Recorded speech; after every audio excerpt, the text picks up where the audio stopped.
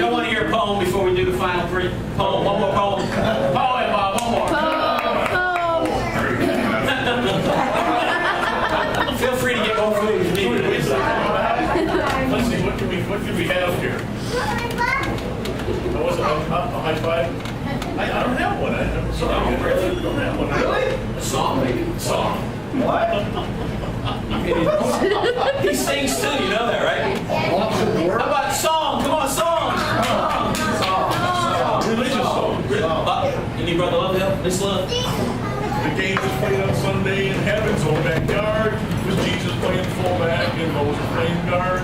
The angels from the bleachers gave out a mighty yell as Jesus scored a touchdown against his boys from hell. Hey! Hey! Hey!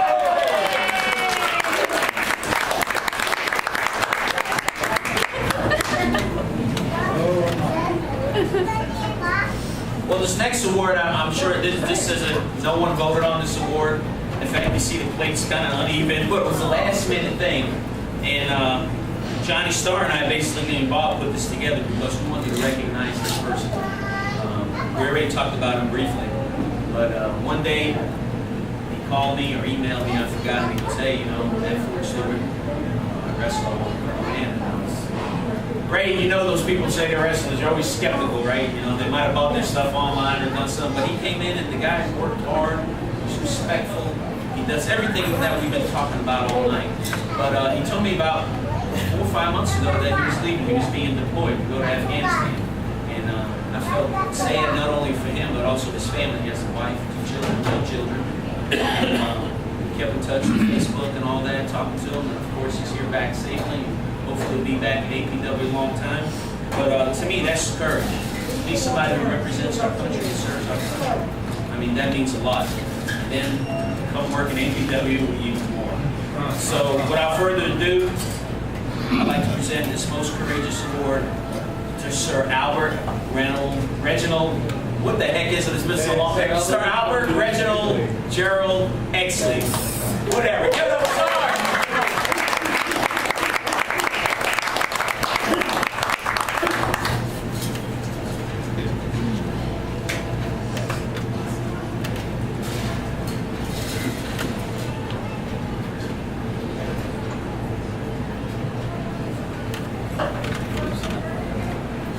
You got something negative to say about him. I just remembered. Really, I mean, what really is there to say? The past 3 months I've been thinking about just coming back and getting back into working, getting back into reconditioning, coming back into wrestling. You know, something that I just love doing it. I got to say something. Those who've been watching wrestling APW for a long time, Eric, I know you. We were running a little angle where it was mask versus diaper, and the loser had to wear a diaper. And of course, you know, he lost. He had to wear a diaper. He comes up to me beforehand and he shows me this diaper. Kids, it looked like it had poo in it.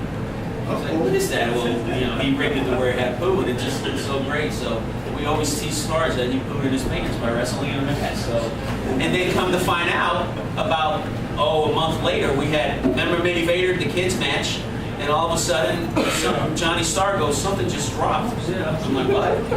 And a kid, camper pooed in his pants and dropped it on the ring. So we blame Stars for that. So give it up for Stars.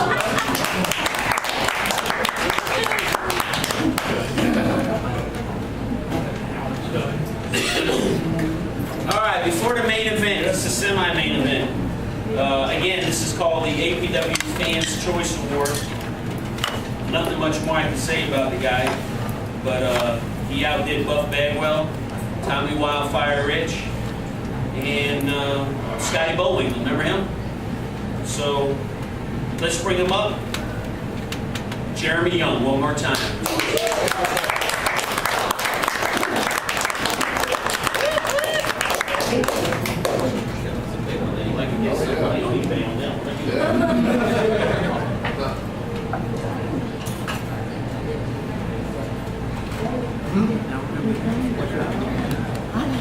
Well, I'll say again, but in this trophy right here, I never would have got this trophy if it wasn't people like Mr. Russell, Ray Class, to pass it down from generation to generation.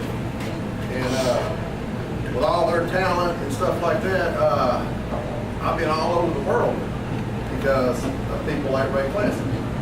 And but if I never would have had the knowledge they passed down, I never would have been anything. You know, even though I wanted.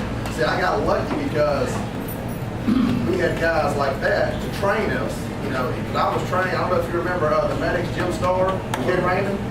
Well, he was one of my trainers.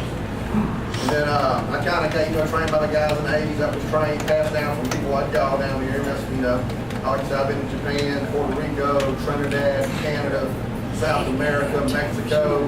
WWE, one of the biggest companies in the world, but I never would have been there without the knowledge that they have passed down from generation to generation. And right now, it's like the new generation that you see on TV, because I have really the opportunity that that we had, because we were trained where we can get in the ring and have a match without having to pretty much like nowadays choreograph. Once you're a trained professional, you're just like graduated from college, like Tommy, when you went to college and he's a doctor, you got a doctorate degree, he knows the stuff. Nobody has to sit there and tell him what to do anymore because, he's got his degree now. But like I said, I appreciate it and everything, and it means a lot to me. And like I said, I can thank Ray back there for passing it down from generation to generation. And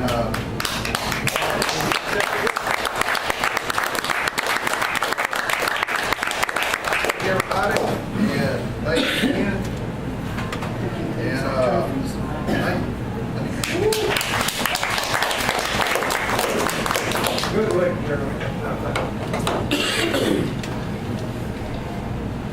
Angel, come on up here, Angel.